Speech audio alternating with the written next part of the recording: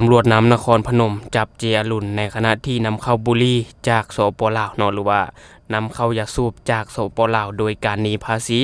จำนวน 1,000 กว่าซองเนาะส่งให้ลูกค้าต่างจังหวัดแต่สุดท้ายโดนรวบท่านผู้ชม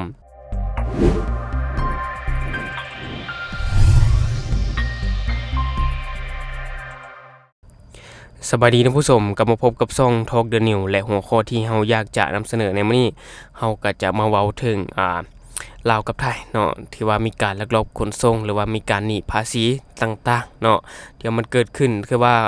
ข้อมูลตัวนี้เนาะเฮาจะเอามาจากสำนักข่าวของไทยเนาะที่มีชื่อว่าสำนักข่าว CIA ของประเทศไทยเนาะที่ได้นำเสนอเกี่ยวกับหัวข้อนี้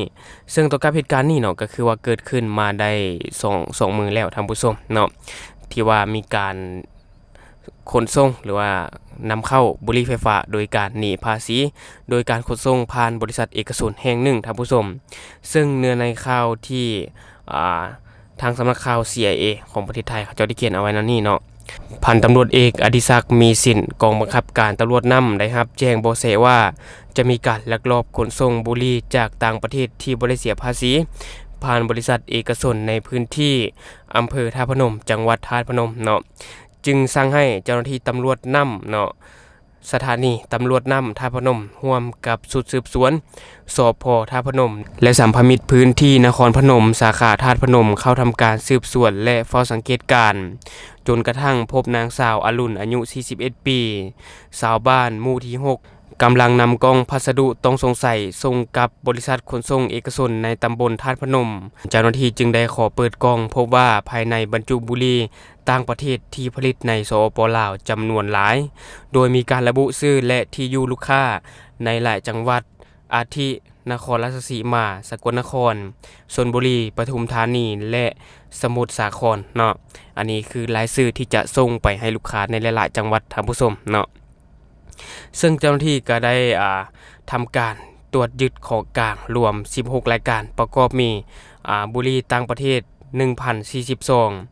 รถจักรยานยนต์พ่วงข้าง Honda Wave สีน้ำเงินทะเบียน1กตม4858นครพนมเนาะคอมพิวเตอร์1เครื่องแล้วก็เครื่องปิ้น1เครื่องพร้อมแจ้งข้อกล่าวหามีไว้เพื่อขายสินค้าบ่ได้เสียภาษีตามพรบภาษีสัมภามิตและควบคุมตัวไปดำเนินคดีต่อตามกฎหมายเนาะท่านผู้ชมและที่ผ่านไปก็คือเนื้อในข่าวที่ทางเพจ CIA สำนักข่าวประเทศไทยเนาะที่เขาเขียนเอาไว้ก็คือว่าในกรณีนี้เนาะมีการ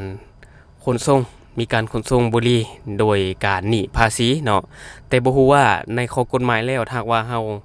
ดำเนินตามขั้นตอนต่างๆโดยการเสียภาษีถูกต้องตามกฎหมายแบบนี้บุหรี่อยู่ในสปลาวนี่นะจะสามารถเข้าไปในไทยได้บ่อยู่ในประเทศไทยจะยอมรับสินค้าบุหรี่จากสปลาวหรือบ่เนาะอันนี้เฮาก็บ่ฮู้สำหรับคนไทยคนใดที่เบิ่งช่องเฮาแล้วมีความรู้เกี่ยวกับข้อกฎหมายก็สามารถฝากไว้ได้ภายใต้คอมเมนต์ของเฮาเนาะบางคนอาจจะบ่ฮู้เนาะคือว่าบุหรี่อยู่ฝั่งไทยเนี่ยนะบุหรี่ไฟฟ้าเนี่ยหรือว่ายาสูบไฟฟ้าเนี่ยนะผิดกฎหมายสำหรับฝั่งไทยเนาะก็คือฝั่งไทยนี่มีการปราบหรือว่าจัดการบุหรี่ไฟฟ้านี่โดยเข้มงวดเนาะท่านผู้ชมแต่อยู่ในสปลาวเองก็มีข่าวออกมาว่าจะมีการแก้ไขเรื่องคอลลาเจนเรื่องยาสูบไฟฟ้าหรือว่าน้ำกระท่อมต่างๆเนาะก็คือว่ามีข่าวออกมาว่าจะมีการแก้ไขปัญหาโยโทของสังคมแต่ว่าก็คือยังบ่เป็นรูปธรรมเทื่อก็คือมีข่าวออกมาแต่เฮาก็บ่ฟ้าวตัดสินเนาะเฮาก็ติดตามไปนำกันว่าในอนาคตมันจะเป็นรูปธรรมหรือบ่เนาะแต่ถ้าเขาเปรียบเทียบในฝั่งไทยท่านผู้ชมในฝั่งไทยนี่ถือว่าเขาเจ้าเข้มงวดในทุกสถานการณ์เนาะก็คือเฮ็ดหยังก็ให้เป็นรูปธรรมท่านผู้ชมถ้าว่ามีข่าวออกมาแล้วก็จะเฮ็ดให้เป็นรูปธรรมให้เห็นเลยเนาะว่า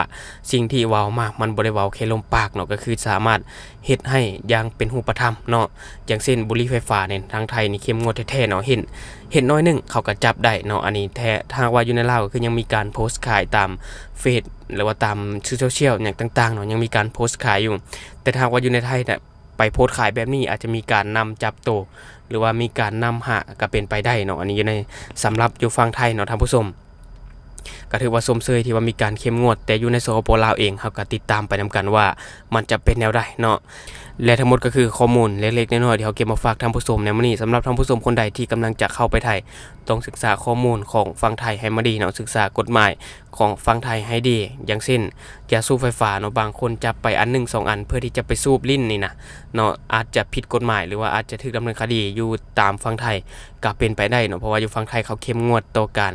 กำจัดบุหรี่ไฟฟ้าเนาะเพราะว่ามันเป็นพิษต่อสุขภาพเป็นพิษต่อปอดเนาะอันนี้มีความอันตรายต่อสุขภาพเขาเลยมีความเข้มงวดต่อการจัดการปัญหานี้สำหรับคนลาวอาจยังบ่ฮู้ควรศึกษาเอาไว้เนาะบ่ควรนำเข้าไป